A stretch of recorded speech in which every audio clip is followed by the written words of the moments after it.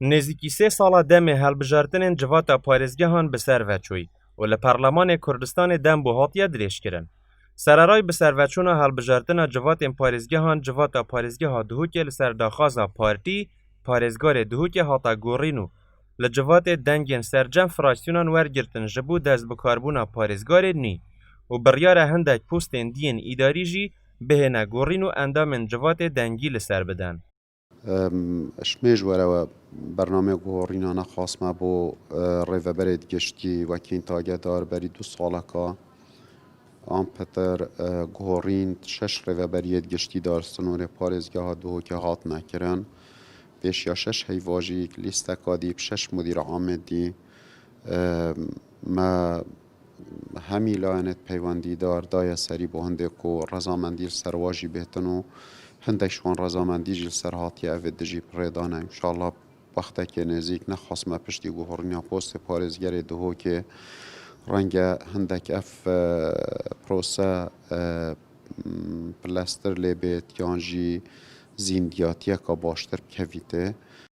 Îdara parêzgeha Duhokê ji 7 qezan pêk têt û 29 komelgeh jî dikevne sinûrê parêzgeha Duhokê. Ev e ji bilî postên diyên îdarî ku biryara guhrîn di hindek postên dî jî da bihêne kirin û 18 postên îdarî di destê êkgirtûya Îslamî dane û guhrîna wan postan serkirdayetiya êkgirtû dê biryarê li ser det. اتفاق ما هي اتفاق ما حتى نكاجي بردوما اف بوسيتها ام وكيل جردو شلوي ماذا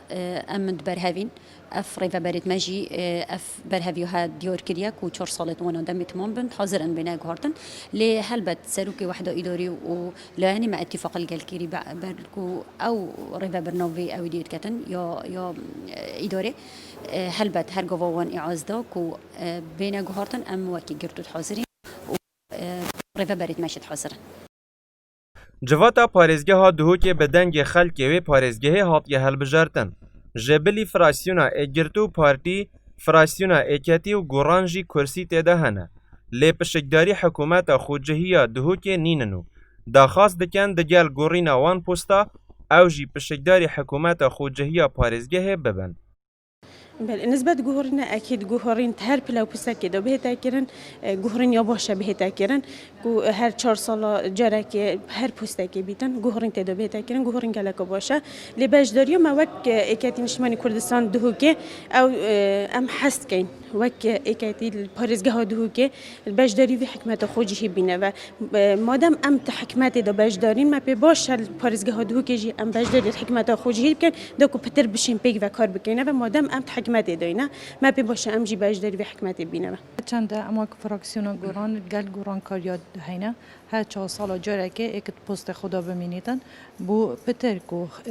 گنجت ما یان جی خلقه که بسپور کسیت بسپور یت خدانشیان بچنه جهه مناسب امر گل هنده داینا یا دویجی پریکا قانونه یان جی وکیه کو تاگوتی ری قانونی و بله محقه های کو هر کسی که خدانشیان بیتن بسپوره که شارزا بیتن توی باریدا محقه های ام دنگی سبدین و محقه های جه که خدانشیان نبیتن اوی کسی رفض بکی. خلک پارێزgeha Duhokê berdewam gazindê ji xerabiya îdaredana parêzgehê û nebûna xizmetguzariya dikin.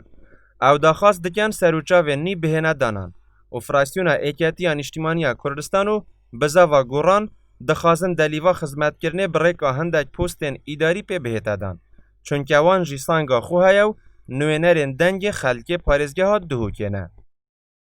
Karwan Sadiq Gelê Kurdistan Duhok